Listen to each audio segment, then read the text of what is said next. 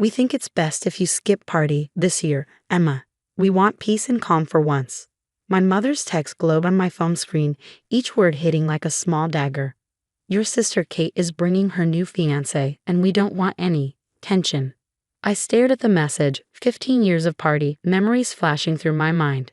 15 years of hosting elaborate celebrations in my restored Victorian home, of cooking meals that took days to prepare, of decorating every inch of space to create the perfect holiday atmosphere, all dismissed with a single text. My name is Emma Sullivan, and at 38, I'd just been uninvited from my family's party celebration, the one I'd been hosting since I was 23. The irony wasn't lost on me. They wanted to celebrate in peace in my sister's small apartment instead of my spacious home, the home they'd once called too extravagant, too ambitious for a single woman. Perfect, I typed back, surprising myself with how steady my fingers felt. Enjoy your holidays. My mother's response was immediate. Don't be difficult, Emma. You know how you can get intense about everything. Kate wants a simple celebration this year. Intense. That's what they called my attention to detail, my desire to make everything special. When I restored this old Victorian house by myself, they called it intense. When I turned my baking hobby into a successful online cooking channel, they called it intense.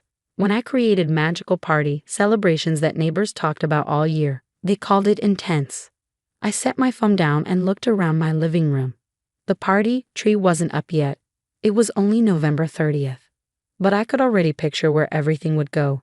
The handmade ornaments I collected over the years, the vintage decorations I carefully restored, the special angel that always topped the tree. My phone buzzed again.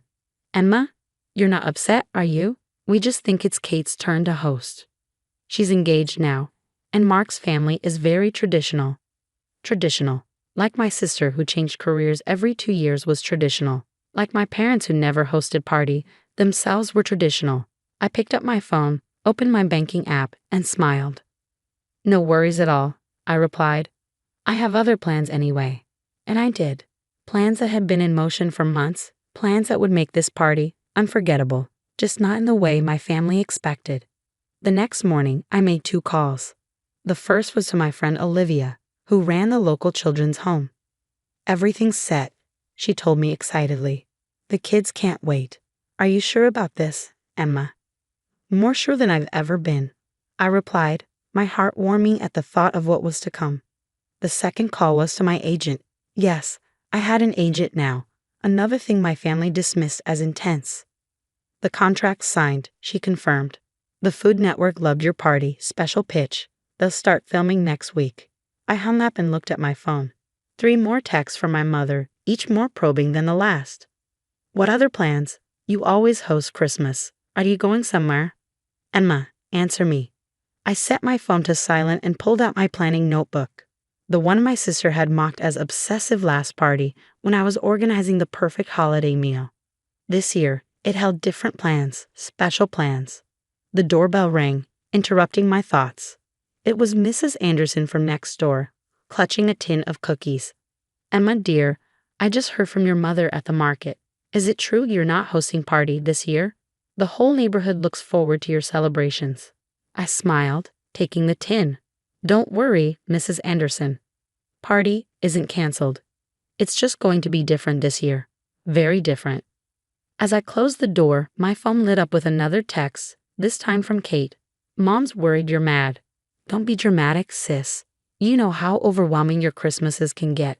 Mark's family likes things simple. I picked up my notebook again, running my finger down the carefully organized list. Simple wasn't in my vocabulary, and this party would prove why that wasn't a bad thing.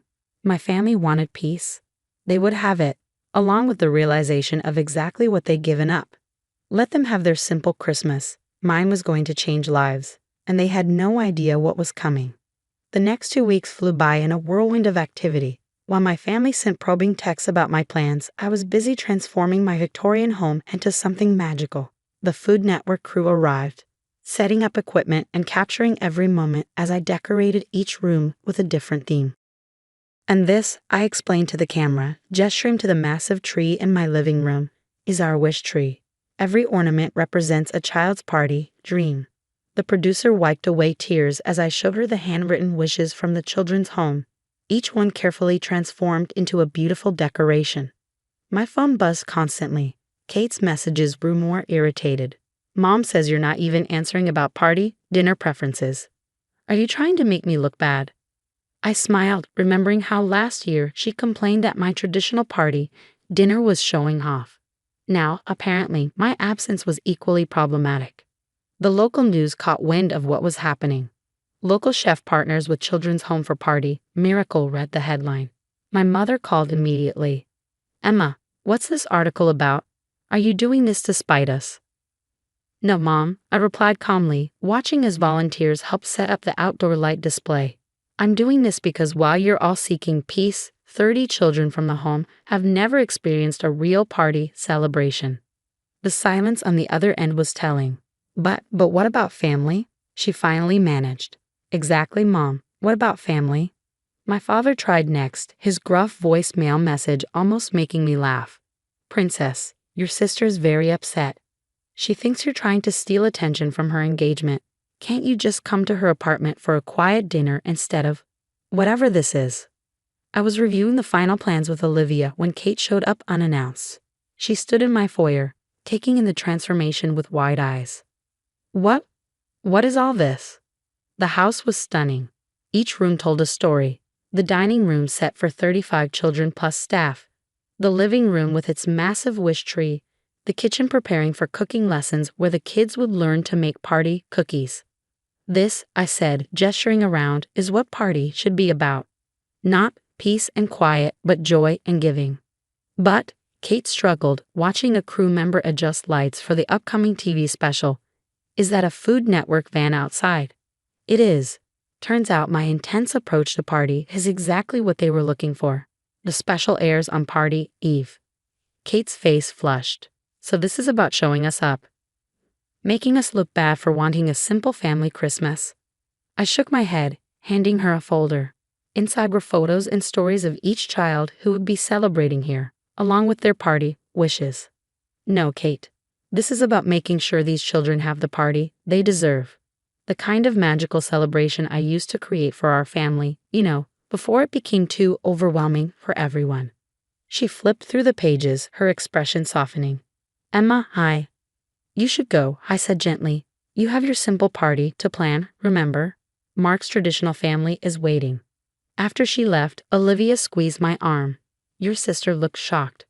She's not the only one who'll be surprised, I replied, checking my planning notebook one last time. Everything was falling into place perfectly. That evening, my mother called again. Emma, honey, we've been thinking. Maybe we were hasty about Christmas. Your house has always been perfect for hosting, and sorry, Mom. I cut her off. But everything's arranged now. The children's home is counting on this celebration, and the Food Network has their schedule set. You and Kate enjoy your peaceful Christmas. I'll be creating some magic here. I could almost hear her mental calculations, the lost opportunity to be part of what was becoming the talk of the town, the realization that their simple party wouldn't make the same impact. But we're family, she tried one last time. Yes, I agreed, watching more decorations being carefully placed. We are. And sometimes family needs to learn that peace isn't about excluding people. It's about embracing what makes each person special. As I hung up, another text from Kate popped up. I showed Mark the folder. He wants to know if you need more volunteers for the children's celebration. I smiled, adding his name to my volunteer list. Maybe some traditions were worth keeping after all, just not in the way my family had expected. Party Eve arrived with a blanket of fresh snow, making my Victorian home look like something out of a fairy tale.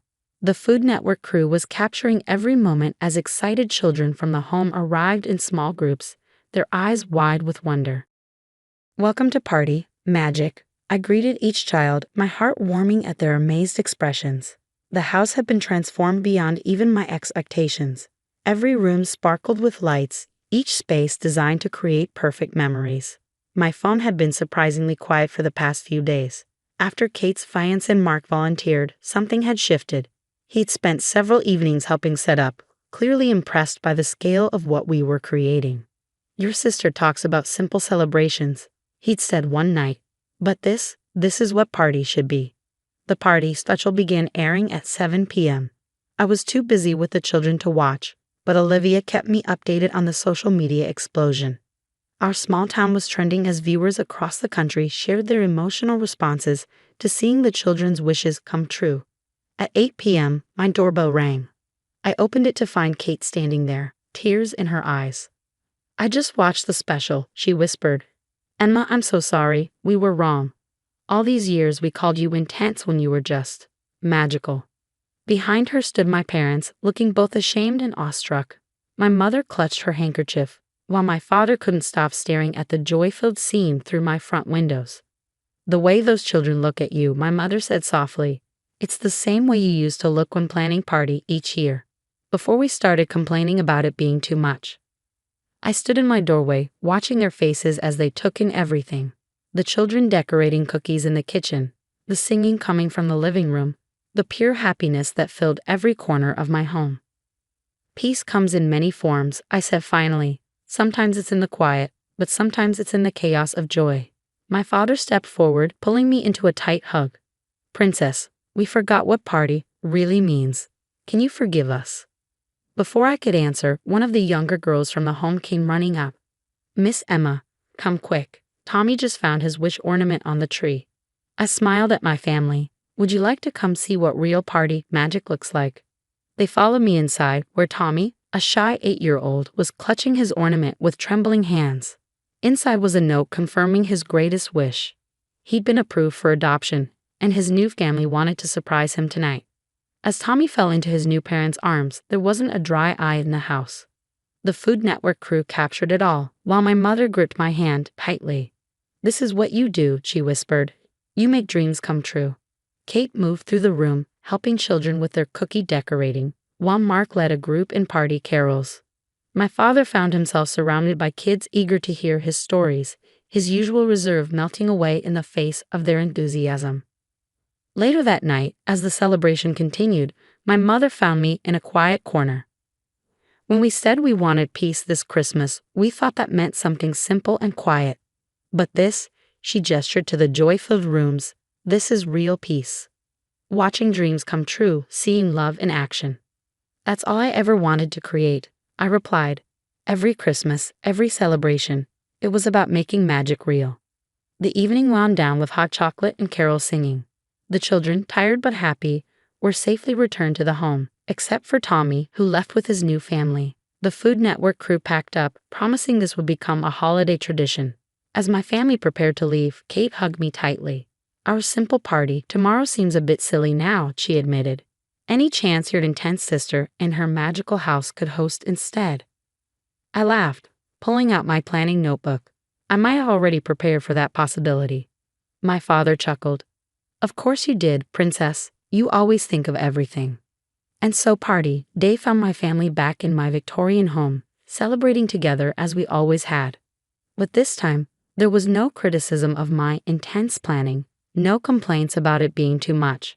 Instead, there was appreciation for the magic that attention to detail could create, understanding that sometimes the biggest gestures bring the most peace, and recognition that family means accepting and celebrating what makes each person special. As we sat down to dinner, my mother raised her glass. "To Emma," she said, "who taught us that peace isn't found in simplicity, but in the joy of creating magic for others." I smiled, looking around at my transformed family. Sometimes the best gifts come wrapped in unexpected lessons, and the greatest peace comes from being truly understood.